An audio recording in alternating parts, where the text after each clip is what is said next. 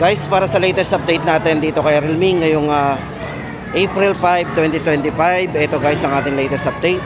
Bago guys tayo pumunta sa kanilang entry level, kung entry level po ang ating hanap, syempre guys tapusin po natin ang video kasi guys dito muna tayo mag-uumpisa sa kanilang mga 13 Pro series. Kasi dito sa kanilang mga 13 series guys may mga discounted price. So alamin po natin. Andito po yung kanilang 13 5G, 13 plus 5G at yung kanilang 13 Pro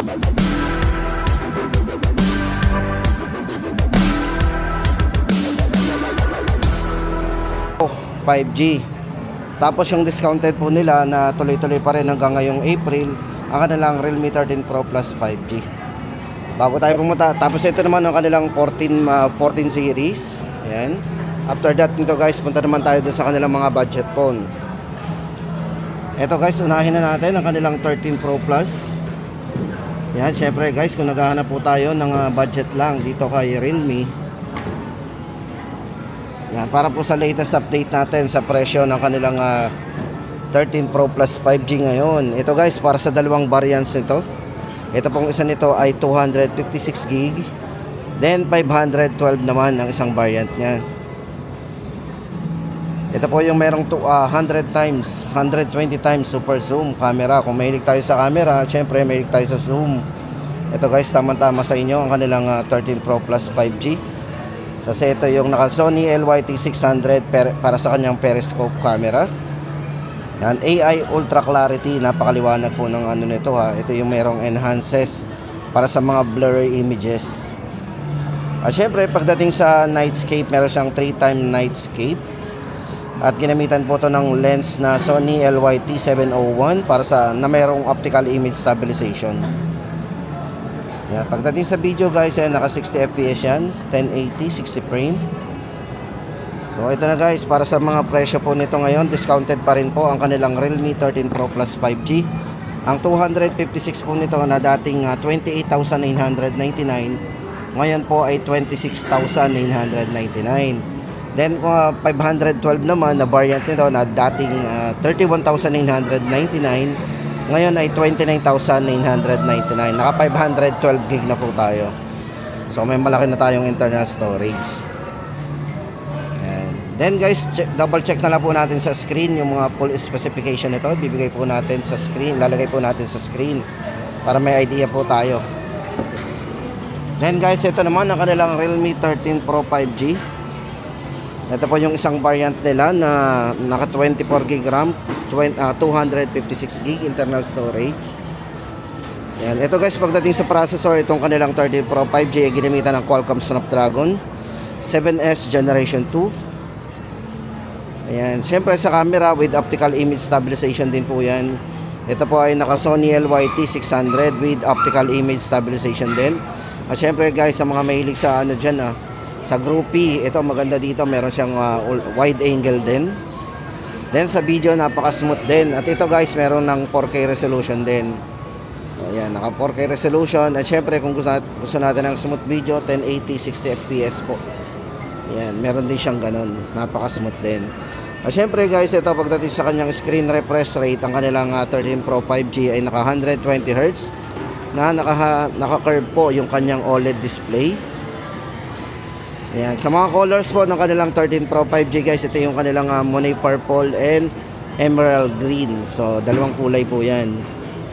Ayan. Para po sa presyo guys ng kanilang 13 Pro 5G, naka 24 gig RAM, 256 gig, 24,999. Tapos guys, ito naman ang kanilang 13 series pa rin. Ito yung kanilang Realme 13 5G at yung kanilang Realme 13 Plus 5G.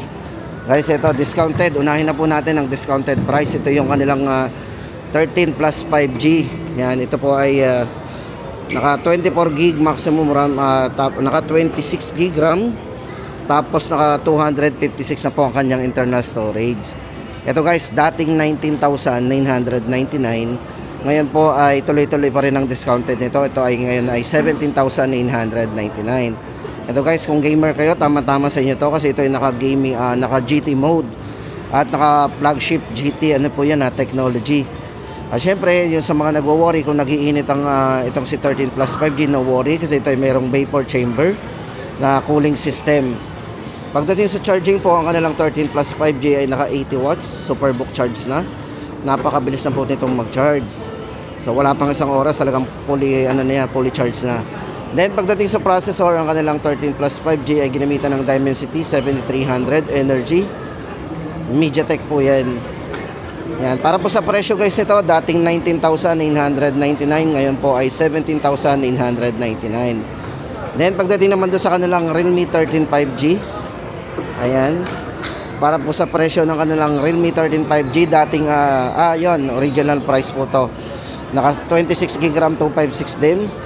Ito po ay 16,999. Yan, naka 120 Hz full high definition plus display na rin with eye comfort display.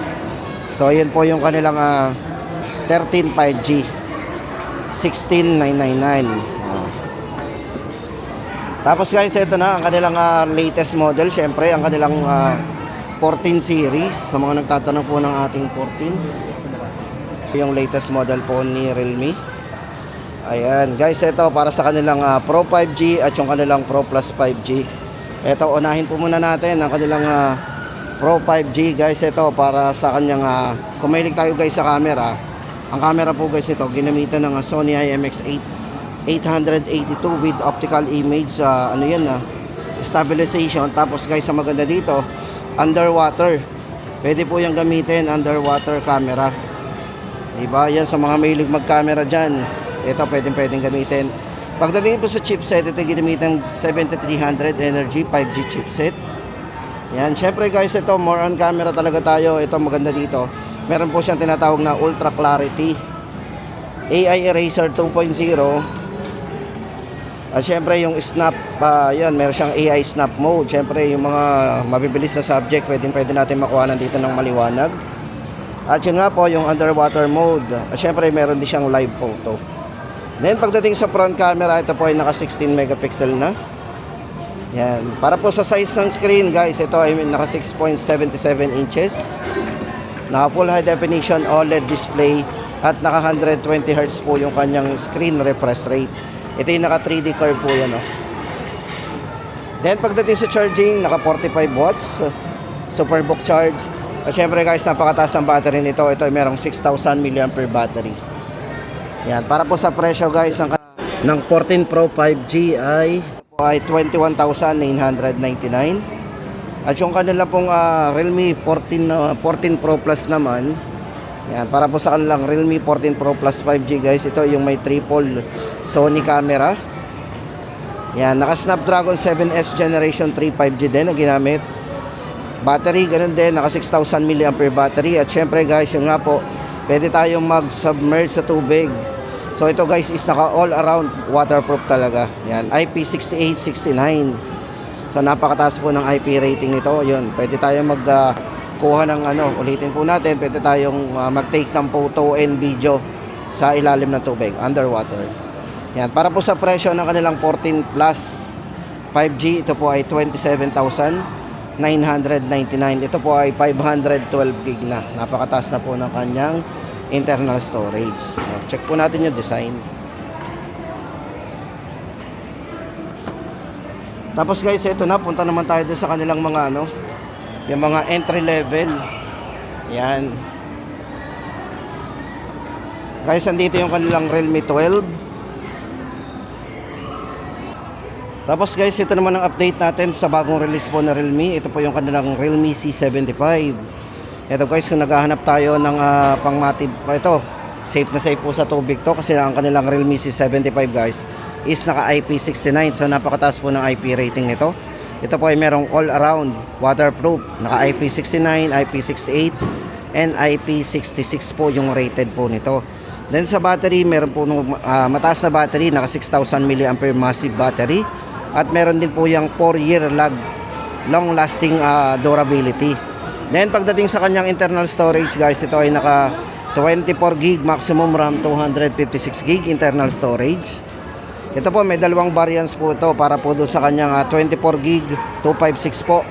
Ang price po ng C75 ay 10,999. At yung 128 naman po nito ay 8,999. So may dalawang variants po tayong pwedeng pagpilian.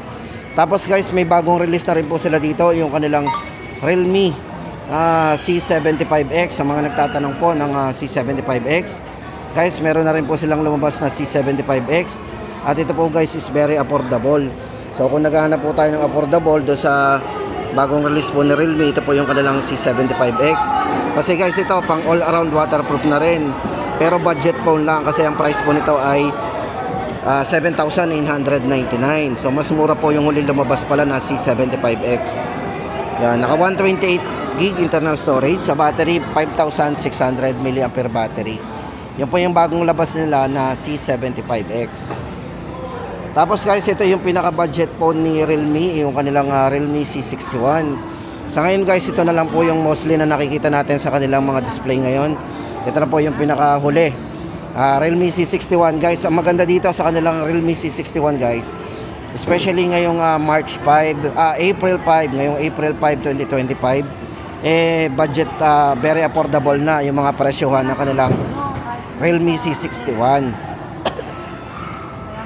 Kasi guys, yung kanilang 12GB RAM, 64GB, dating 5,000 po yan, ngayon po ay 4,399. Dating 6,999 na 128GB, ngayon po ay 5,999. At syempre guys, meron din silang 24GB RAM, 256 po na variant nito. Ngayon po ay 7,999. So guys, ulitin po natin ang presyohan ng kanilang Realme C61. 4,399, 12GB RAM 64, 5,999, naka 18GB RAM 128. At yung kanilang 24GB 256 po ay 7,999. Ito ay naka 6.7 inches na rin para sa kanyang 90Hz po yung kanyang screen refresh rate. Yan, 50 megapixel po para sa kanyang main camera. Kung mahilig tayo sa camera guys, ito na yung budget po ni Realme. Yan, naka 50MP para sa kanyang AI camera. Guys, ito yan na po yung pinaka budget phone ngayon ni Realme. Yan, 4,399. Oo, baga pinagkakanta lang.